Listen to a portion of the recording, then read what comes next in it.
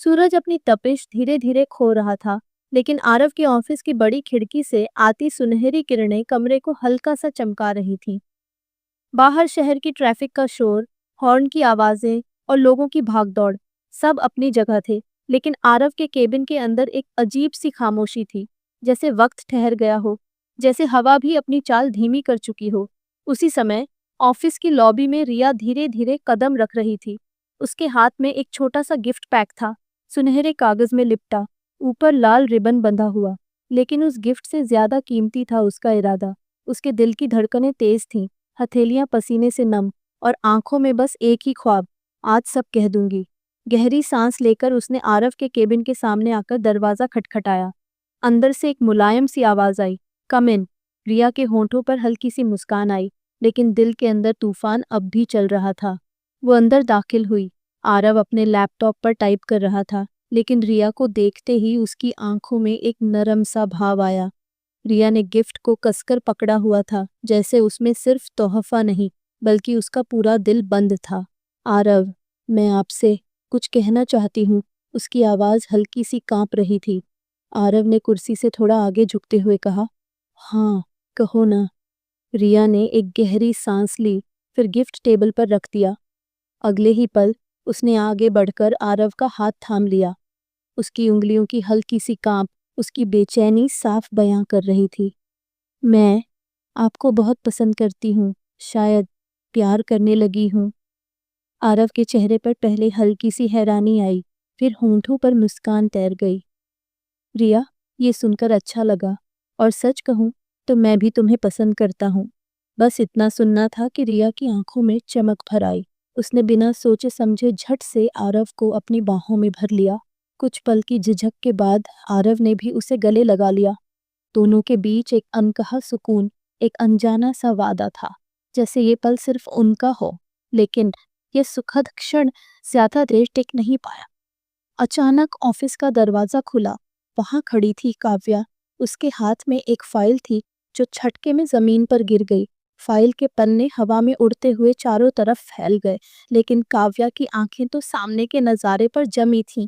रिया और आरव एक दूसरे की बाहों में। उसके चेहरे से सारा रंग उड़ गया। वो बुत की तरह खड़ी रही, जैसे वक्त रुक गया हो। उसकी आवाज टूटते हुए निकली, आरव, ये क्या है? रिया और आरव ने तुरंत एक दूसरे को छोड़ा। रिया की नजरें झुक गईं, जबकि आरव के चेहरे पर अब भी शांति थी। काव्या, तुम यहाँ? मैं तुम्हें सरप्राइज देने आई थी, लेकिन लगता है सरप्राइज मुझे मिल गया। काव्या की आवाज में कड़वाहट थी। उसके दिमाग में बीते महीनों की यादें तैरने लगीं। आरव के साथ बिताए पल, उसकी मुस्कान, उनकी हंसी मजाक, वो चुपचाप बैठकर बातें करना, और वो छोटे छोटे लम्हे जिनमें उसने अपने भविष्य के सपने सजाए थे। मुझे लगा तुम भी मुझे पसंद करते हो, लेकिन तुम तो किसी और के साथ। उसकी आंखों से आंसू गिरने लगे।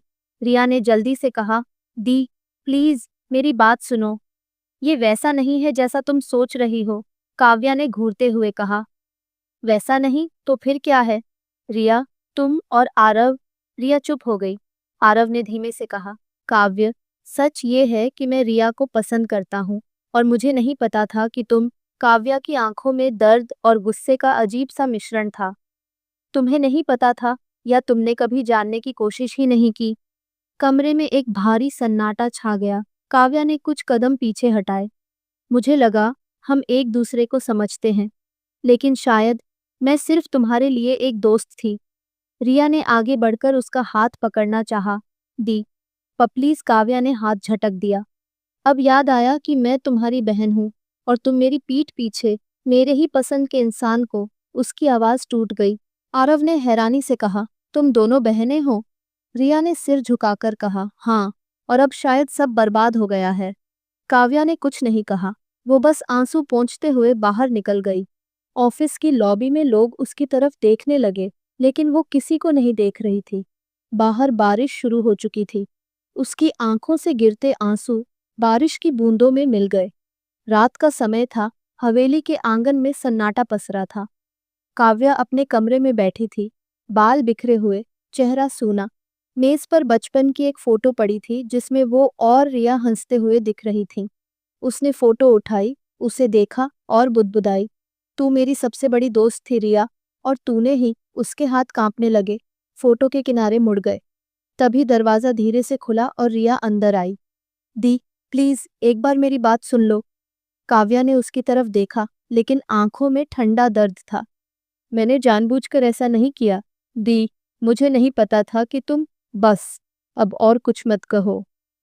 काव्या ने उसकी बात काट दी। वो खिड़की की तरफ देखती रही। बाहर बारिश हो रही थी। उसके मन में दो आवाजें लड़ रही थीं। एक कह रही थी कि अपनी बहन के लिए अपना प्यार छोड़ दे, दूसरी कह रही थी कि अपने प्यार के लिए लड़े। उसकी आंखों में आंसू थे, लेकिन गहराई में कहीं एक आग भी जल रही थी। कमरे में सिर्फ बारिश की आवाज़ थी, लेकिन माहौल में तूफान का आभास था।